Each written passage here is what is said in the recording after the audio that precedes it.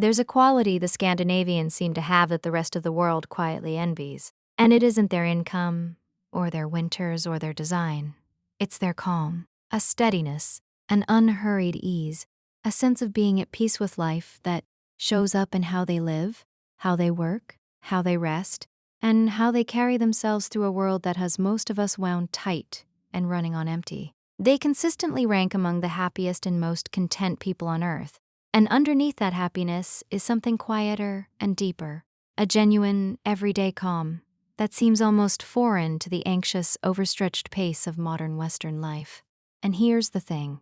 It's not an accident, and it's not just the famous social systems, as much as those help. Beneath the surface, Scandinavian calm comes from a set of cultural values and everyday habits, ways of thinking about enough, about nature, about rest, about other people, about ambition itself, that the rest of us were simply never taught. Ways of living that quietly remove the sources of stress most of us just accept as the unavoidable price of being alive. Today I'm going to walk you through the real reasons Scandinavians are so calm, the values and habits underneath it. And the genuinely hopeful part is that almost none of them require living in the Nordics or changing your circumstances at all. They're ways of thinking and living you can borrow, starting today, to bring a little of that same calm into your own life. Stay with me to the end because the final reason is the deepest one. It's the quiet foundation the rest are built on, and it's the one most missing from modern life. Let's begin. The first and most foundational reason is a single word that shapes the entire Scandinavian mindset: lagom. Lagom means, roughly, just the right amount. Not too much, not too little, but enough. It's the sense that there's a sweet spot in life and that overshooting it, chasing endless more, is not a virtue but a mistake. Enough food, enough work, enough stuff, enough busyness. Not maximum. Enough. And here's why this produces such calm. So much of modern stress comes from the relentless pursuit of more. More money, more success, more possessions, more achievement. Always reaching for the next thing, never arriving. It's a treadmill that never stops, because more has no finish line. The moment you get it, the wanting simply moves ahead again. It's exhausting, and it's a primary engine of the anxiety so many people live with. Lagom steps off that treadmill entirely. When your goal is enough rather than more, you can actually arrive. You can look at your life, your work, your home, your possessions, and feel that it's sufficient, that you can stop reaching, that you're allowed to rest. That single shift from more to enough removes an enormous constant source of stress. It's the difference between a life spent perpetually chasing and a life that has, quietly, arrived. And it's available to anyone willing to ask, of their own endless wanting, isn't this already enough? The second reason is a relationship with the natural world that runs through the whole culture, captured in the word friluftsliv, which means, roughly, open-air life. Scandinavians spend a remarkable amount of time outdoors, hiking, walking in forests, by lakes and the mountains, out in nature in nearly any weather. It's not an occasional hobby, it's a deep cultural value, woven into ordinary life. There's even a saying that there's no bad weather, only bad clothing. Rain, cold, snow, they go out anyway. And this matters enormously for calm.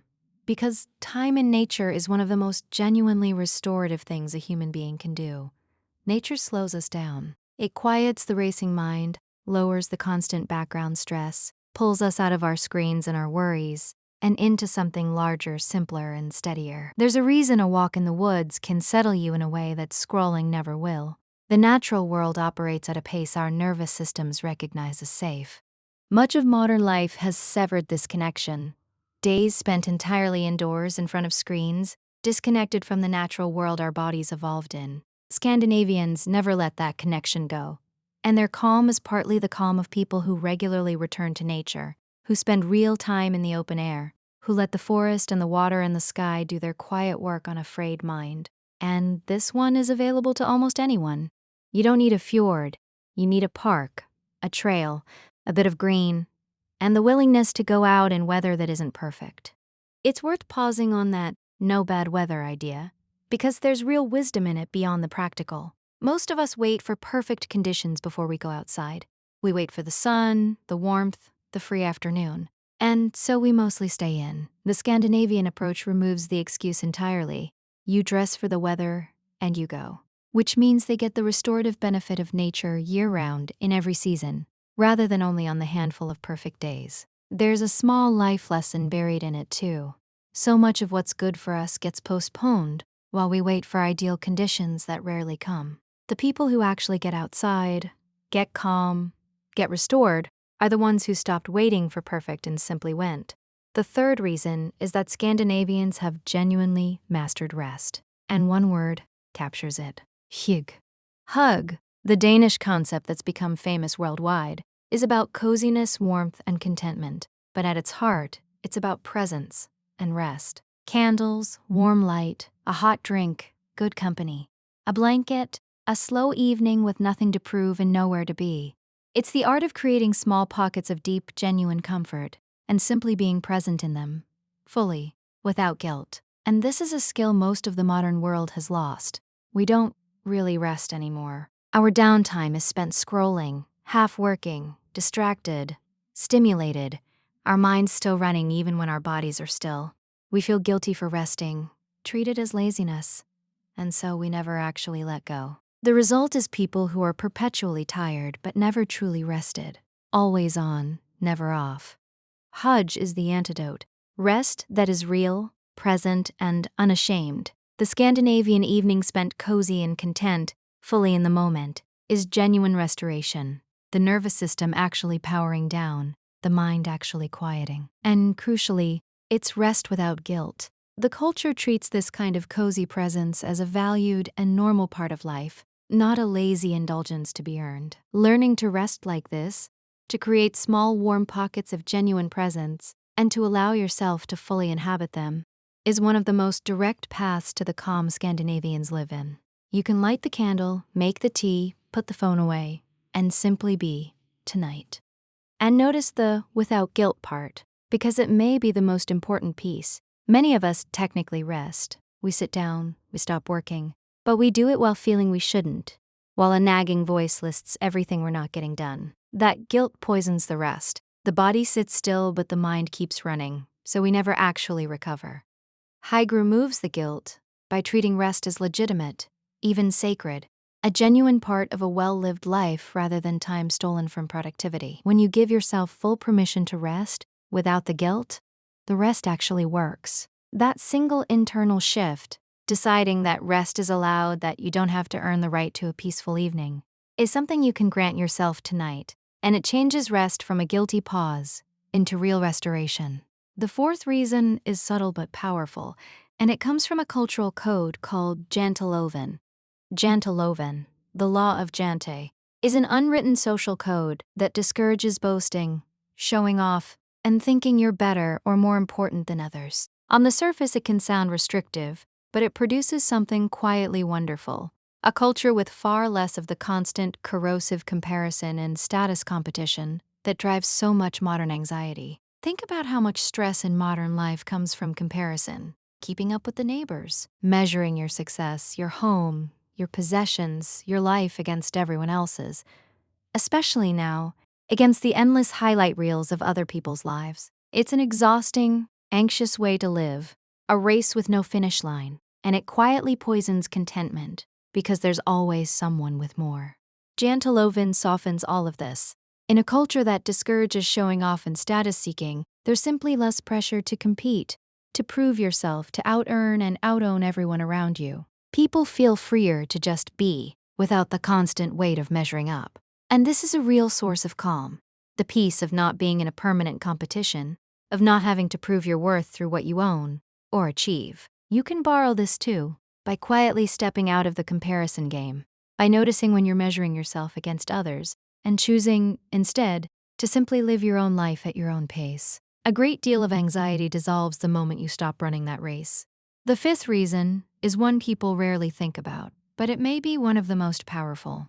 Scandinavians live in high-trust societies. There's a deep, widespread trust in each other, in institutions, in the sense that the society is basically fair, and that people will generally do the right thing. And underneath that is a genuine social safety net. that removes a huge amount of the raw survival fear that grips so much of the modern world. This matters for calm more than almost anything, because so much chronic stress is really fear. Fear about money, about healthcare, about what happens if you lose your job or get sick or fall on hard times. When a society removes or softens those existential fears, and when people can genuinely trust the world around them, an enormous, grinding source of background anxiety simply lifts. You don't have to live in a constant low state of alarm about survival, because the floor beneath you feels solid. Now, this one is harder to borrow directly. You can't single-handedly create a high-trust society, but there's still something to take from it. Part of this calm comes from trust itself, from choosing, where reasonable, to trust people in the world rather than living in constant suspicion and defensiveness. And part of it is a reminder of how much of our stress is fear-based, and worth asking, how much of what I'm anxious about is a genuine present threat versus a fear I'm carrying that I could set down? Even without the Nordic systems, cultivating a little more basic trust and a little less constant bracing moves you toward the same calm. The sixth reason ties several of the others together. Scandinavians tend to keep life simple, and simplicity itself is calming. This shows up everywhere, in their famously clean, uncluttered, functional design, in their preference for fewer, better possessions over accumulation, in lagom's just enough, in a general instinct against the excessive, the complicated, the overstuffed. A Scandinavian life tends to have less stuff in it, less noise, less complexity, and more space, more clarity, more room to breathe. And this simplicity is directly calming, because complexity is stressful. A cluttered home is a cluttered mind. An overstuffed life, too many possessions, too many commitments, too much noise and input and busyness, keeps the nervous system perpetually overloaded. Every object, every obligation, every bit of excess is a small demand on your attention, and a life full of them never gets to rest. Simplicity removes those demands. A simpler home, a simpler schedule, fewer possessions, less noise. Each subtraction is a small relief, and together, they create a life with genuine room to breathe. This is one of the most borrowable reasons of all. You can simplify, you can own less, commit to less, quiet the noise, clear the clutter, and feel with each subtraction a little more of the calm that comes from a life that isn't overloaded. The Scandinavians didn't find calm by adding the right things. They found it, in large part, by keeping life simple enough to actually rest in. Here it is, the final reason, the foundation the rest are built on. And it's less a habit than a whole way of being. Underneath lagom, underneath the simplicity, underneath the stepping off of the comparison treadmill, is a single deep quality. Scandinavians have, culturally, made peace with enough. They're not, as a rule, straining towards some future moment when life will finally be sufficient. There's a widespread contentment with a good enough life, a solid home, meaningful work, time in nature, close relationships, simple pleasures, rest. Not a relentless reaching for more, but a genuine acceptance that this, a good and simple life, is enough. And this is the true root of calm, because the deepest source of modern anxiety is the feeling that we are not there yet, not successful enough, not wealthy enough, not accomplished enough, that the good life is always somewhere ahead, after the next achievement, the next purchase, the next milestone. A life spent always reaching toward a future enough is a life that never arrives and never rests, because the reaching itself never stops. That perpetual not yet is the engine of the anxiety so many people carry. The Scandinavian peace with enough quietly shuts that engine off. When you accept that a good, simple, sufficient life is genuinely enough, that you don't need to keep straining toward more to justify your existence, you can finally stop reaching and rest in the life you actually have. That's the deepest calm there is. Not the calm of having achieved everything, but the calm of no longer needing to. And it's a peace available to anyone at any income, in any country, the moment they're willing to look at their life and decide that enough is, in fact. So let's bring it together, because the point isn't just to admire Scandinavian calm from a distance, it's to borrow it. They live by enough instead of more. They stay deeply connected to nature. They know how to truly rest. They don't compete and compare the way we do. They trust and carry less survival fear. They keep life simple, And underneath it all, they've made peace with enough. 7 reasons. And notice how few of them require actually being Scandinavian. Almost everyone is a value, a habit, a way of thinking you can begin adopting today, wherever you are. Because that's the real message here. Scandinavian calm isn't a mystery locked away in the Nordic countries. It's the natural result of a particular way of living. One built around enough rather than more, nature rather than screens, real rest rather than constant stimulation, contentment rather than comparison, simplicity rather than excess. And a way of living is something any of us can move toward, one small choice at a time. So here's where to start. Pick one, just one of these that struck you most. Spend a little more time in nature this week. Create one genuine, unhurried pocket of rest. Step out of one comparison you've been trapped in. Simplify one corner of your overstuffed life. Or simply ask yourself, honestly, the deepest question of all, isn't my life right now closer to enough than I've been letting myself believe? Each of these is a step toward the same calm the Scandinavians live in, and you can take the first one today. Now I'd genuinely like to hear from you. Of these 7, which one feels most missing from your own life right now? The nature, the rest, the freedom from comparison, the peace with enough? Be honest with yourself, and tell me in the comments. And if this gave you a hopeful, borrowable way to think about your own calm, share it with one person you know who could use a little more peace in their life. I'll see you in the next one.